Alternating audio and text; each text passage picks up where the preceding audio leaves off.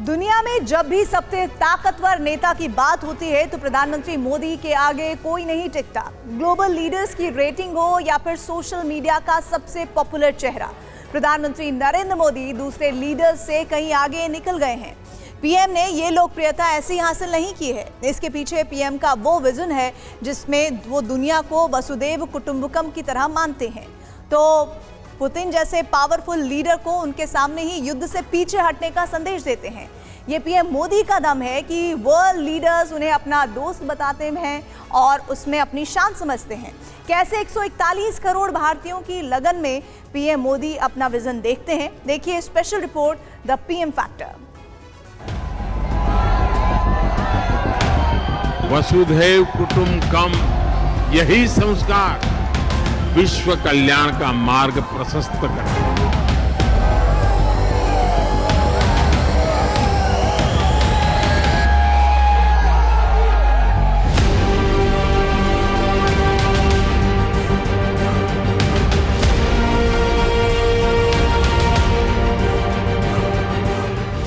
आपका स्वागत है मेरे दोस्त।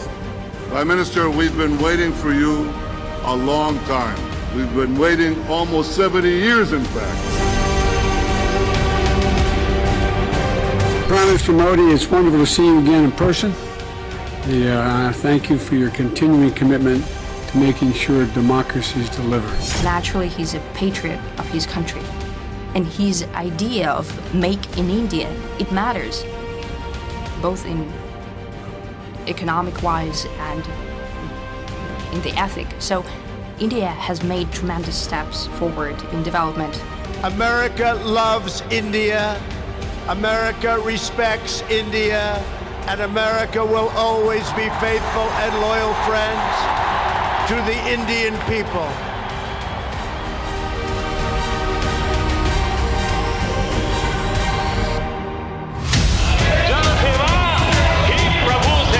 पीएम मोदी का वचन ही शासन है।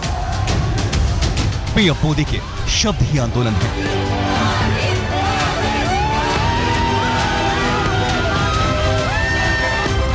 पीएम मोदी के विचार ही क्रांति है।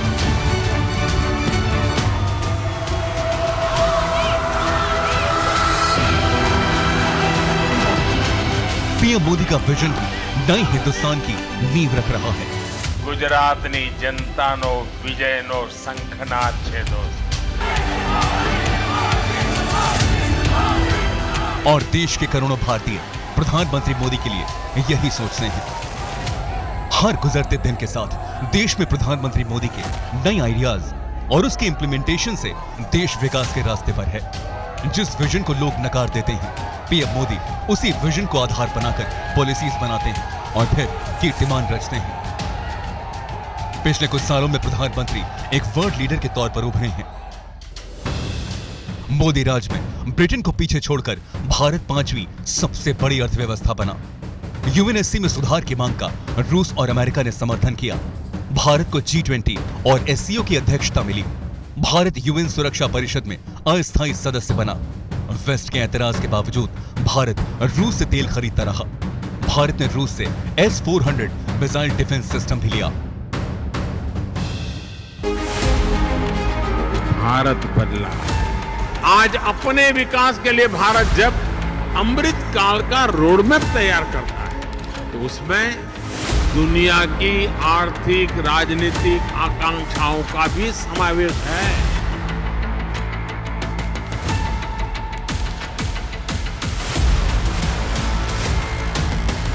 संकल्प से सिद्धि का यही मंत्र आज 21वीं सदी के नए भारत की प्रेरणा बना।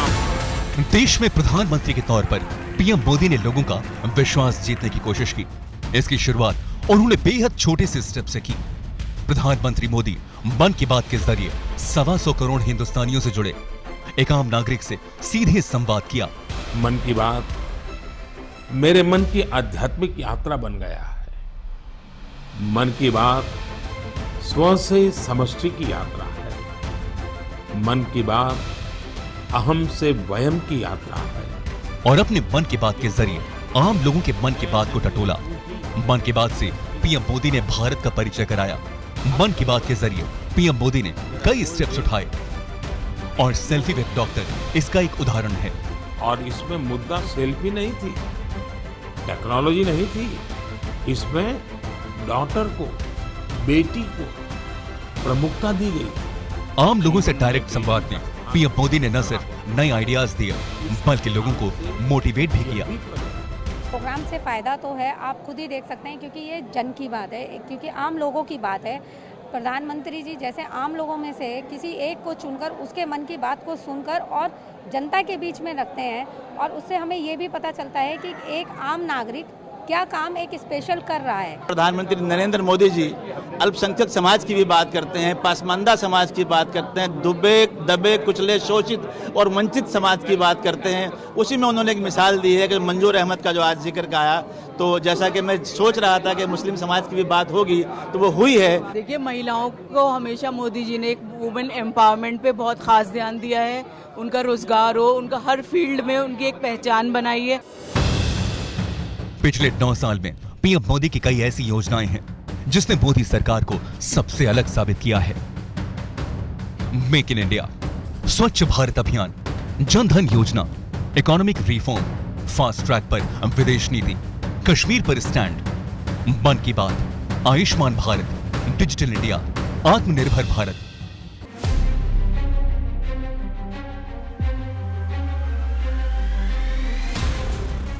पीएम मोदी किस तरह आगे बढ़ रहे हैं, दुनिया के लिए उनका विजन क्या है और वर्ल्ड लीडर्स में उनका कद कितना बढ़ गया है, इसे समझने के लिए इस तस्वीर को बड़े गौर से देखिए। पिछले साल हुई G7 समिट में प्रधानमंत्री मोदी कनाडा के प्रधानमंत्री जस्टिन ट्रूडो से बात कर रहे थे। तभी पीछे से अमेरिकी राष्ट्रपति जो बाइडेन आए और उन्होंने भारतीय प्रधानमंत्री के कंधे पर हाथ रख दिया। पीएम मोदी ने पीछे मुड़कर देखा तो बाइडेन दिखे और फिर दोनों नेता गर्मजोशी से मिले। वैसे इस तस्वीर में ज्यादा दिखाने को कुछ नहीं है, लेकिन डिप्लोमेसी के लेवल पर इस तस्वीर के कई मायने निकाले गए। यह वीडियो क्लिप कुछ ही घंटों में दुनिया भर में वायरल हो गया। पीएम मोदी के समर्थकों ने इसे दुनिया में भारत की बढ़ती धाक के तौर पर देखा। रूस यूक्रेन जंग के बीच भारत पर जबरदस्त प्रेशर था कि वो रूस से तेल खरीदना बंद करे। अमेरिका से लेकर यूरोप तक भारत पर दबाव बना रहे थे, लेकिन यह भारत का बढ़ता कद, डिप्लोमेटिक लेवल पर उसकी ताकत और आंख में आंख मिलाकर बात करने का ही दम है कि देश के विदेश मंत्री एस जयशंकर वेस्टर्न मीडिया को आंख में आंख मिलाकर ही जवाब देते दिखाई दिए। I don't want to sound argumentative, but then tell me if buying Russian gas is not funding the war? I mean, why is it's only Indian money and oil coming to India which funds, but it's not gas coming to Europe which funds? I mean, look, somewhere, I mean, let's be a little even-handed out here. And even this, look, the whole narrative that it's gone up 9 times. I mean, it's gone up 9 times from a very low base. And it was a very low base because at that time the markets were more open. Why if countries in Europe and the West and the United States are so concerned, why don't they allow Iranian oil to come into the market? Why don't they allow Venezuelan oil to come into the market? I mean, they've squeezed every other source of oil we have. And then say, okay guys, you must not go into the market and get the best deal for your people. I don't think that's a very fair approach. कुछ वक्त बाद Uzbekistan के समरकंद में SCO के meeting से अलग प्रधानमंत्री मोदी और रूस के राष्ट्रपति व्लादिमीर पुतिन की मुलाकात हुई। दोनों के बीच करीब 50 मिनट बातचीत हुई। युद्ध को लेकर पीएम मोदी पुतिन के सामने अपनी बात रखने से पीछे नहीं हटे। उन्होंने साफ कह दिया कि ये वक्त युद्ध का नहीं है। आज का युग युद्ध का है नहीं, और हमने फोन पर भी कई बार आपसे इस विषय में बात की है कि डेमोक्रेसी और डिप्लोमेसी और डायलॉग, ये सारी बातें ऐसी हैं कि जो दुनिया को एक स्पर्श करती है। आने वाले दिनों में शांति के रास्ते पर हम कैसे बढ़ सके रहता हूं। एक्सेलेंसी, भारत और रशिया के संबंध अनेक गुना बढ़े हैं। हम इन संबंधों को इसलिए भी महत्व देते हैं कि हम एक ऐसे मित्र रहे हैं जो पिछले कई दशकों से हर पल एक दूसरे के साथ रहे हैं। पीएम मोदी के इस बयान के बाद वेस्टर्न मीडिया में उनका गुणगान होने लगा। आमतौर पर पीएम मोदी के लिए क्रिटिकल रहने वाले न्यूयॉर्क टाइम्स और वॉशिंगटन पोस्ट ने भी पीएम मोदी की जमकर तारीफ की। और तारीफ का सिलसिला सिर्फ वेस्टर्न मीडिया तक ही सीमित नहीं रहा। यूनाइटेड नेशंस में भी रूस यूक्रेन जंग का मुद्दा छाया रहा और इस मंच से फ्रांस के राष्ट्रपति इमैनुअल मैक्रों ने खुलेआम पीएम मोदी का नाम लेकर तारीफ की। Narendra Modi, the Prime Minister of India, was right when he said, the time is not for war. It is not for revenge against the West or for opposing the West against the East. It is the time for a collective time for our sovereign equal states to cope together with challenges we face. This is why there's an urgent need to develop a new contract between the North and the South, an effective contract which is respectful for food, for biodiversity, for education. PM Modi के नेतृत्व में भारत दुनिया के मानचित्र पर आत्मनिर्भर, सशक्त और समृद्ध देश के रूप में स्थापित हो रहा है। दशकों पहले भारत की गिनती दुनिया के गरीब देशों में होती थी। भारत जरूरत की चीजों को लेकर आयात पर निर्भर रहता था, लेकिन प्रधानमंत्री की दूरदृष्टि और नेतृत्व की कुशलता से भारत को नई ऊंचाइयां मिल रही हैं। भारत के समर्थ निर्माता, माननीय प्रधानमंत्री श्री नरेंद्र मोदी जी हमारे मध्य हैं। 2014 में भारत की जीडीपी 112 लाख करोड़ थी, जो 2022 में 232 लाख करोड़ से ज्यादा पहुंच गई। 2014 में खुदरा महंगाई 8.33% थी, जो 2022 में 7.79% रही। 2014 में विदेशी मुद्रा भंडार 312 अरब डॉलर का था, जो 2022 में 593 अरब डॉलर पहुंच गया। 2014 में प्रति व्यक्ति आय 79,000 रुपए थी, जो 2022 में 1.5 लाख रुपए पहुंच गई।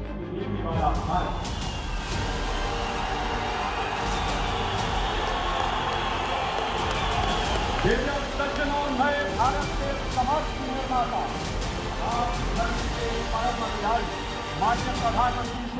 प्रधानमंत्री नरेंद्र मोदी का नाम देश और विदेश में एक बड़े ब्रांड के तौर पर स्थापित हो चुका है।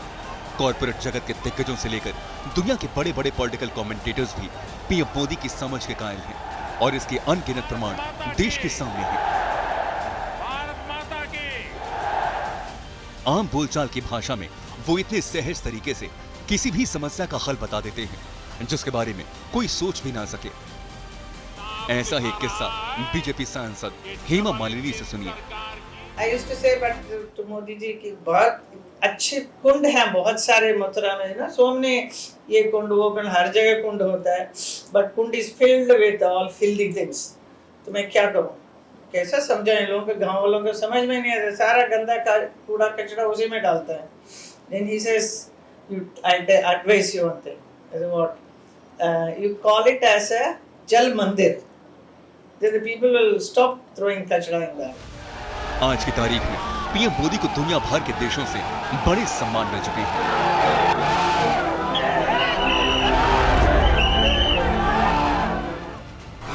Bill Gates Foundation award, Bahrain से मिला King Hamad Order of the Renaissance, UAE ने ऑर्डर ऑफ जायद अवार्ड से नवाजा, मालदीव का सर्वोच्च पुरस्कार निशान इज्जुद्दीन, रूस का सर्वोच्च नागरिक पुरस्कार Order of the Saint Andrew the Apostle, दक्षिण कोरिया का सियोल शांति पुरस्कार, यूएन का सर्वोच्च सम्मान चैंपियंस ऑफ अर्थ, फिलिस्तीन का ग्रैंड कॉलर सम्मान, सऊदी अरब का स्टैश ऑफ किंग अब्दुल अजीज सम्मान, अफगानिस्तान का आमिर अमानुल्लाह खान अवार्ड।